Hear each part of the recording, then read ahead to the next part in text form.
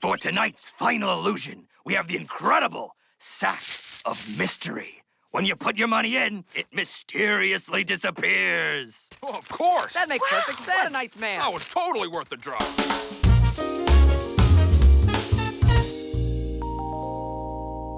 In the mysterious small town of Gravity Falls, Oregon, there's a museum that homes some pretty weird objects and overcharges tourists. While the museum's far from the strangest thing in Gravity Falls, its owner, known to Mable and Dipper mainly as Grunkle Stan, might be.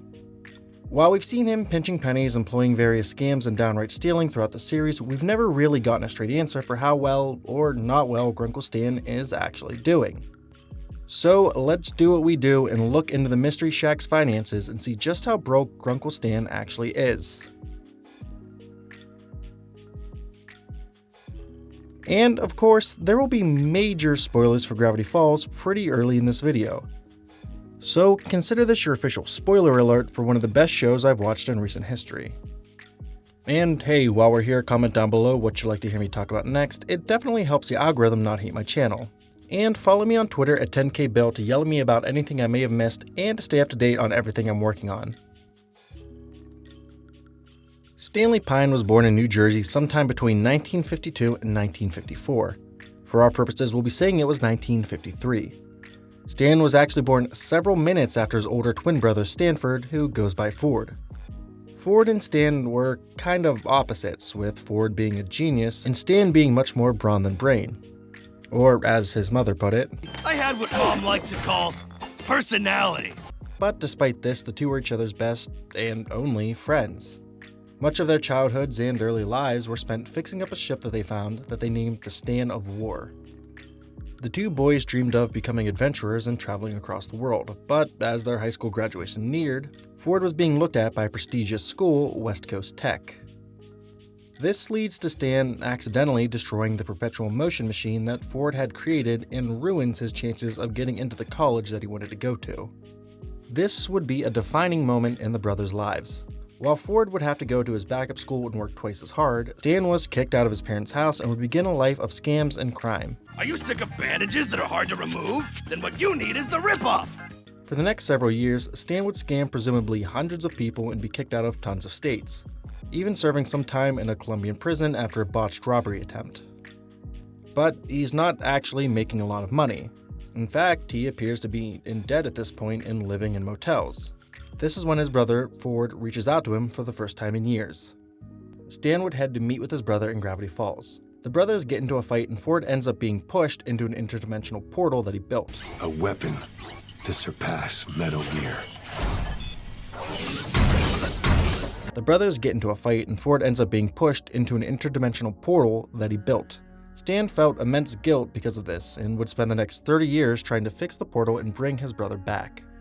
But in the meantime, Stan made yet another decision that would change the rest of his life. After going to buy some bread and realizing that he doesn't have the money, he assumes his brother's identity and opens the murder hut, later renamed the Mystery Shack. To complete his plan, Stan fakes his own death in a car crash. This is where Stan spends the next 30 years all the way up through the end of the series. So let's talk a bit about Ford's expenses and where exactly he was financially when Stan took his identity over. Stan mentions in a flashback that he needed to pay his brother's mortgage. That means that the Mystery Shack wasn't fully paid off. We know that Ford had been in Gravity Falls for 6 years prior to his fight with Stan, so he probably had the shack built in 1975. We'll be estimating that, with the size of the building as well as the large basement, the shack would have cost around $60,000 to build.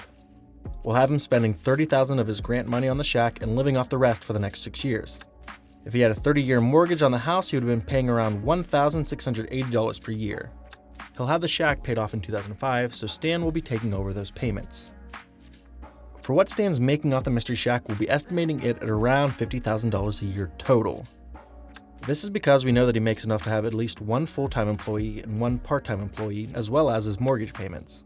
At $15 a ticket, this would mean that the Mystery Shack is seeing a little over 3,000 guests a year, which isn't a ridiculous number. This would also serve to balance out between good and down years. We'll also be giving Stan only the equivalent of $35,000 the first year he opens the shack to make up for the fact that he wasn't fully set up yet. And of course, all these numbers will be adjusted each and every year for inflation. We also know that the Mystery Shack has seen some serious damage over the years. will be having him spend the equivalent of $5,000 each year to repair the shack after some kind of supernatural occurrence. He's also driving the same car during the show's run that he's had since he was a teenager, so we don't have to worry about him buying any cars. This seems like a good point to talk about how exactly we're doing our math. We'll be starting off with Stan's income and take off any employee's income, damages, and other expenses. We won't be having Stan pay taxes because, well, we know he commits tax fraud. We'll be having him put away 15% of what's left into a bank account, earning 2% interest annually. From here, we can fast forward a bit to 1995, when we'll have Grunkle Stan hire his first employee, Edwin Derland, who has the same job that Seuss would eventually do. I don't think that he would hire anyone until later on in his run at the Mystery Shack because he'd be able to do all of the things around the shack when he was younger, but as he ages, he would find it more difficult to keep up with maintenance. We'll have him working full-time for Oregon minimum wage, which we'll be adjusting each year. As we just stated, Seuss would eventually replace Derland in 2002. We'll continue on with the same pay throughout the year that the show takes place, 2012. We'll have this be the year that Grunkle hires Wendy to work the cash register. We'll be having her paid under the table or paid without reporting it, earning the equivalent of $10,000 total for the year. A lot happens over the summer, but by the end of it, Stan and Ford are reunited and Stan turns over the Mystery Shack to Seuss as the two brothers finally go off to sail around on adventures. By this point, Grunkle Stan would have $122,756.74 in his bank account. Since Seuss has the deed to the Mystery Shack, it belongs to him under Gravity Falls Finders Keepers law, which makes this the final number, which certainly isn't bad at all, but definitely isn't retiring money.